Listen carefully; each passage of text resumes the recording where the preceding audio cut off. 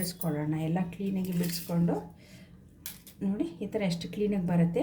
ನೀವು ಕಾಂಡ ಬೇಡ ಅಂದರೆ ನೀವು ಈ ಕಾಂಡನೂ ಸ್ವಲ್ಪ ತೆಗೆದುಕೊಂಡ್ಬಿಟ್ರೆ ಸೊ ಮಿಕ್ಕಿದ್ದು ನೀವು ಕೈಯಿಂದನೇ ಕ್ಲೀನಾಗಿ ಇದೆಲ್ಲ ತೆಗೆದುಕೋಬೋದು.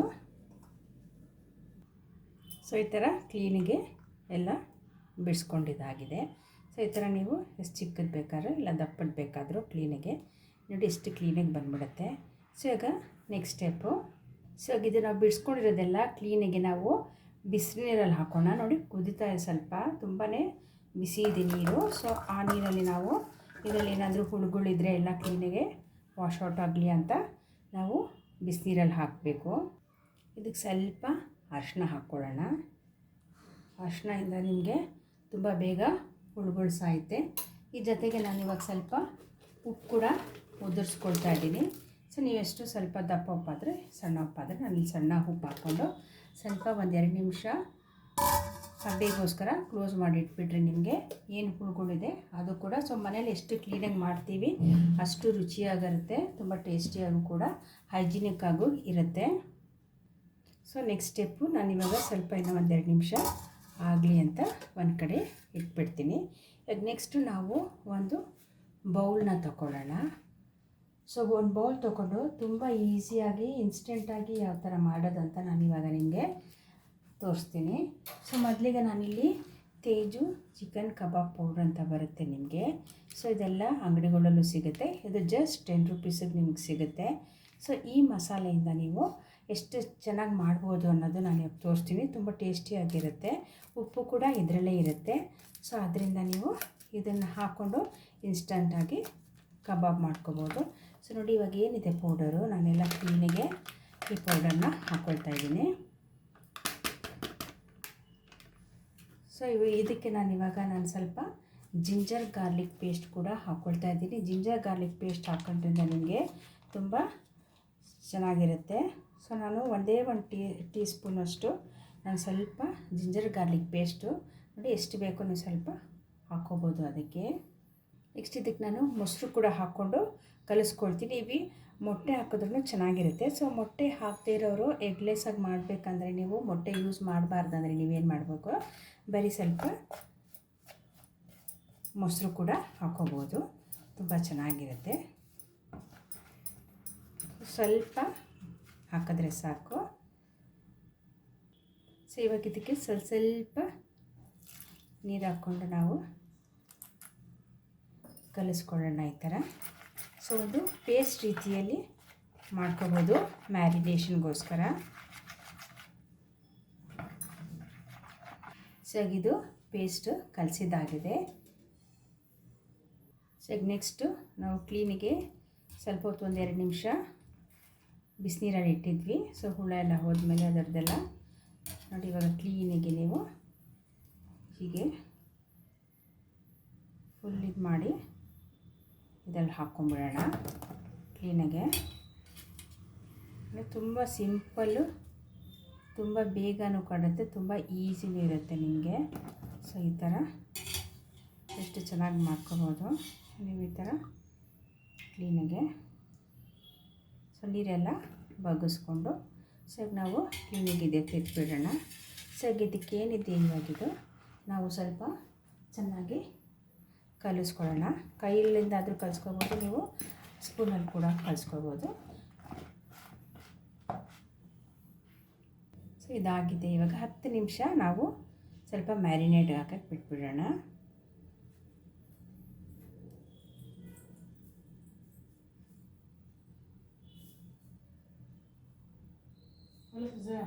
मग खा म्हणते तसं सुचली ना देऊन कडक थोडं तुला नको नको आता खा घेता त्याला सांगले तिथनं.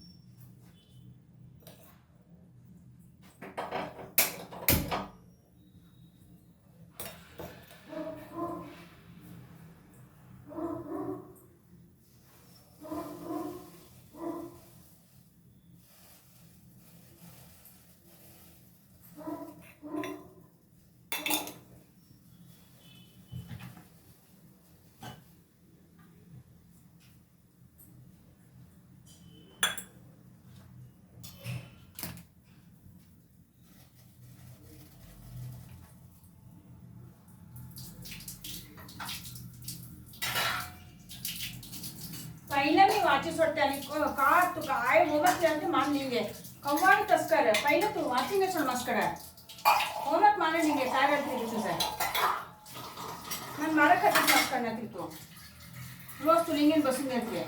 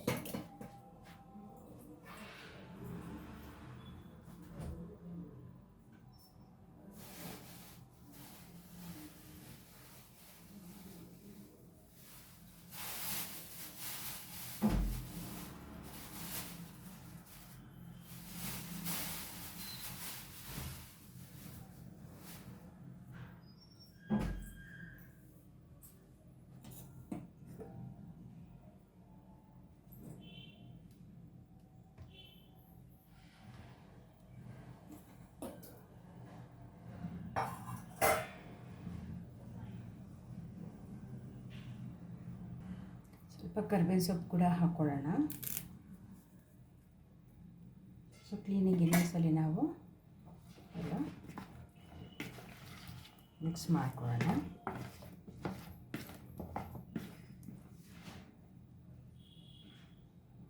ಸೊ ಇವಾಗ 10 ನಿಮಿಷ ಆಗಿದೆ ಸೊ ಈಗ ನಾವಿದು ಒಂದೊಂದಾಗಿ ಫ್ರೈ ಮಾಡ್ಕೊಳ್ಳೋಣ ಸೊ ಎಣ್ಣೆ ಬಿಸಿ ಆಗಲಿ ಸೊ ಎಣ್ಣೆ ಬಿಸಿ ಆದ ತಕ್ಷಣ ನಾವು ಇವಾಗ ಒಂದೊಂದೇ ಏನು ನಾವು ಇಲ್ಲಿ ಮ್ಯಾರಿನೇಟ್ ಮಾಡ್ಕೊಂಡಿದ್ದೀವಿ ಸೊ ಒಂದೊಂದೇ ತಗೊಂಡು ಈ ಥರ ಸೊ ಒಂದೊಂದೇ ನಾವು ಇದರಲ್ಲಿ ಬಿಡೋಣ ತುಂಬ ಚೆನ್ನಾಗಿರುತ್ತೆ ತುಂಬ ನೋಡಿ ಇನ್ಸ್ಟೆಂಟಾಗಿ ಸ್ವಲ್ಪ ಒಂದು 10 ನಿಮಿಷ ಇಟ್ಟರೆ ಸಾಕು ಸೊ ನೀವು ಈ ಥರ ಒಂದೊಂದಾಗಿಯೇ ಹಾಕ್ಕೋಬೋದು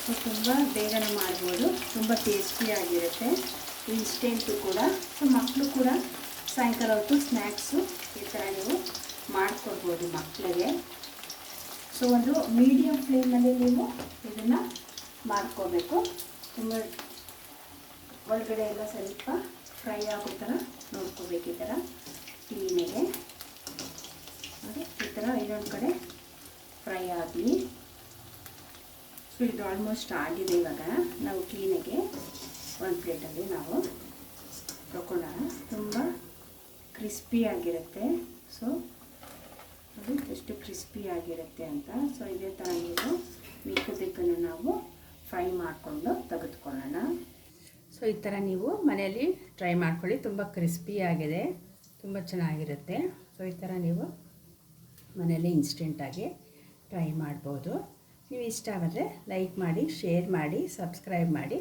ಥ್ಯಾಂಕ್ ಯು ಫಾರ್ ವಾಚಿಂಗ್